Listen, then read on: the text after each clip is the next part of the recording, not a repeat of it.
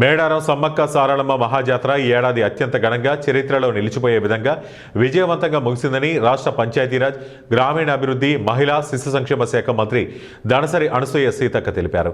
కోట్లాది మంది భక్తులు ఎలాంటి అసౌకర్యాలు ఎదుర్కోకుండా తల్లులను ప్రశాంతంగా దర్శించుకోవడం ప్రభుత్వ యంత్రాంగం సాధించిన విజయంగా మంత్రి పేర్కొన్నారు. తల్లుల వనప్రవేశం అనంతరం మేడారంలోని మీడియా సెంటర్లో మంత్రి దనసరి అనసూయ సీతక్క మీడియా సమావేశం ఏర్పాటు చేశారు. ఈ సందర్భంగా మంత్రి దనసరి అనసూయ సీతక్క మాట్లాడుతూ జాతర నిర్వహణకు ముందే రూపొందించిన సమగ్ర ప్రణాళికలు, స్పష్టమైన వ్యూహాలు, శాఖల మధ్య సమన్వయంతో చేపట్టిన ఏర్పాట్లు పూర్తి స్థాయిలో ఫలించాయని తెలిపారు.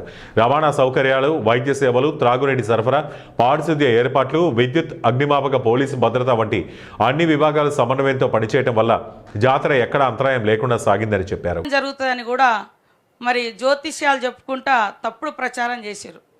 కాబట్టి ఇక్కడ ఉన్నటువంటి సోదరులు కూడా ఎందుకు జరుగుతుంది ఇట్లా ఈ దేవుళ్ళ మీద అనేది అర్థం చేసుకోవాల్సిన అవసరం ఉందని తెలియజేస్తూ ఉన్నాం.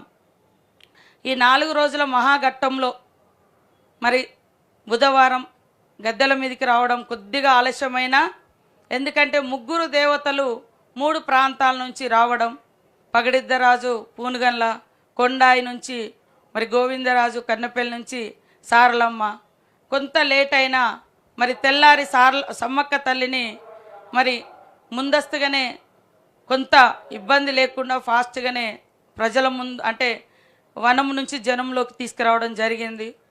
మరి నిన్నటి వరకు కూడా అంతా బాగుంది, దర్శనాలు బాగున్నాయి, అన్నీ బాగున్నాయి అనే దాన్ని కొంతమంది వచ్చి పోయిన తర్వాత ట్రాఫిక్ విషయంలో అదొక్కటి తప్ప ఎంటైర్ జాతర నిర్వహణ కోసం పనిచేసినటువంటి ప్రతి ఒక్కరికి కూడా పేరు పేరున ధన్యవాదాలు. ఎవరైనా కుటిల శక్తులు ఎక్కడైనా కావాలని చేసుంటే అది ఆ దేవునితో కూడా రాజకీయాలు చేస్తే ఇంకా ఆ దేవుడే చూసుకుంటాడు. కానీ మేమైతే మనస వాచ కర్మేణ చిత్తశుద్ధితో, భక్తితో, భావోద్వేగంతో